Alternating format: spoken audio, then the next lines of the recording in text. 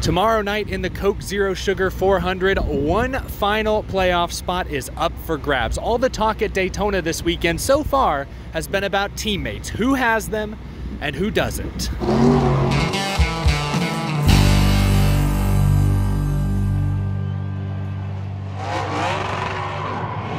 How's it going, y'all? My name is Eric, coming to you from a very noisy Daytona International Speedway infield. A couple days ago, I uploaded what I called my unofficial Daytona preview.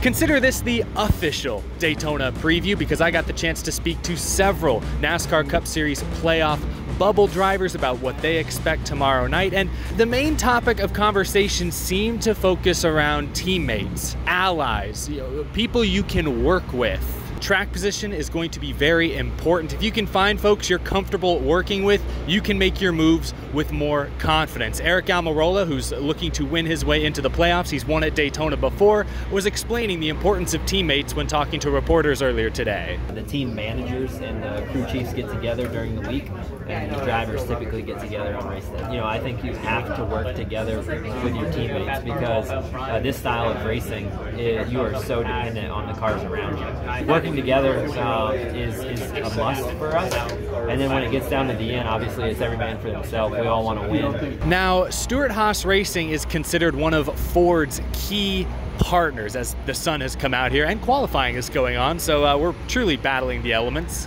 3 of the 4 Stewart-Haas Racing Fords are currently outside of the playoff picture, and Austin Cindric, the 2 team for Team Penske, another key Ford partner, they're also outside looking in, looking for a playoff berth. Now, Chevrolet is in a very interesting situation. Obviously, there's been much made of Alex Bowman, Chase Elliott being outside of the playoff picture, looking to win their way in tomorrow night. Austin Dillon is also out. He drives for RCR, another key Chevy partner. Daniel Suarez with Trackhouse is out. And he actually talked today about how Chevrolet's strategy is way more complicated this year than it was this time last year. The situation here last year, we're in a completely different situation because the only Chevy key partner that wasn't in the playoffs was Austin Dillon. So we tried to help each other like we always do, but the priority was the 3 car, and right now there is 4 of us. So who are we going to help? So it's a little more tricky. It's not as easy as last year, but now, the difference between being a key partner team and a non-key partner team is huge this weekend. I talked to Justin Haley, who drives for Colleague Racing, not a Chevrolet key partner, and Justin is also a lame duck Chevy driver at this point, and he didn't expect to get any help this weekend. Tomorrow's gonna be different. I mean, tomorrow is I mean, you just need people to help you, and unfortunately, every large organization has a car outside the playoffs, so I'm not overly optimistic about tomorrow, just from the standpoint of who's going to help me. Like I don't see anyone helping the 31 car. So AJ needs to get in as well, so I don't even have his support.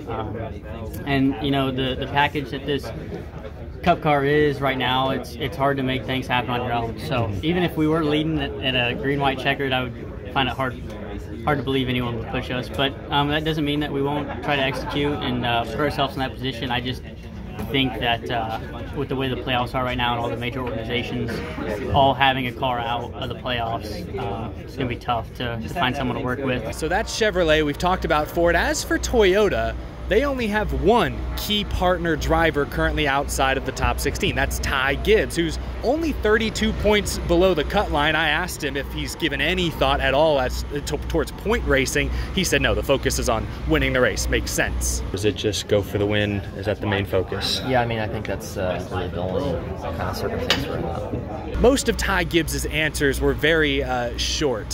He put on a nice winning smile, but it was clear he didn't really want to talk to us or answer any questions. Ty Gibbs did say that, oh, JGR, we have great teammates. Of course, we're going to try and work together, but he would not elaborate any further. I do wonder if there's been any internal angst at Joe Gibbs Racing since Denny Hamlin made these comments on his podcast just a few days ago. Which car are you staying behind? The 23. Are you saying that because you're the owner of the 23, or?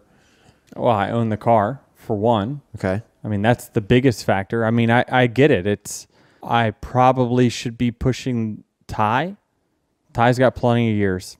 I mean, he's 20 years old. He's going to be in the sport for 20 plus years, and he's going to win championships. Those comments from Denny Hamlin are very interesting, again, considering the recent reports that Denny Hamlin's team has talked to Ford. Denny Hamlin, the driver, 2311, the team, still do not have deals done with Toyota beyond this season. Denny Hamlin is saying point blank that he would rather help his own team than the team he currently drives for. He admits that that's probably not the politically correct response. Honestly, now I really hope that it comes down to Gibbs, Bubba, Denny Hamlin. They're all running up front with just a few laps to go. That would be very, very interesting. Perhaps Denny Hamlin's making a mistake here by tipping his hand early. I don't know. That's going to be some very juicy drama if it comes down to that. I'm kind of rooting for that storyline now. We all know that this race is very hard to predict. Talking to drivers today, they are well aware of the potential mayhem that awaits them. The numbers don't lie. You know, every Daytona race,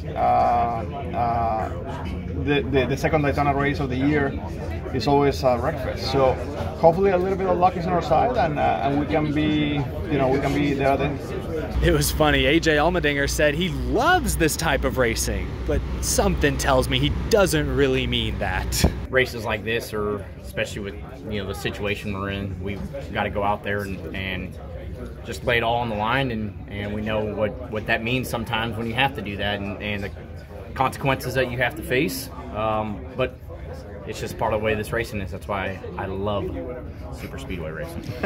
I do love Daytona being the regular season finale. So many storylines to watch. Bubba Wallace holding on to the final playoff spot on points right now. Ty Gibbs, Daniel Suarez, Chase Elliott, Alex Bowman looking to win their way in. There's still a battle going on for the regular season championship, although I think only Hamlin and Truex are mathematically even eligible. I think 6th through like 10th or 12th in the standings is really tight, so there's some playoff points on the line there. Owners points, we're talking all about the driver standings. The 23 team is currently 30 points behind the 9 team for the final owner playoff spot, and that's what pays the bills at the end of this season. So Bubba Wallace going to go out there and try to win, not necessarily for his own playoff eligibility, but for his team's, which would be a huge deal. I think that's part of why Denny Hamlin says he'd rather push the 23. He's more financially invested into that endeavor, as he said. So many storylines, though. I cannot wait to watch. I hope you tune in tomorrow night, Saturday night on NBC, the Coke Zero Sugar 400. I can't wait to watch and react to it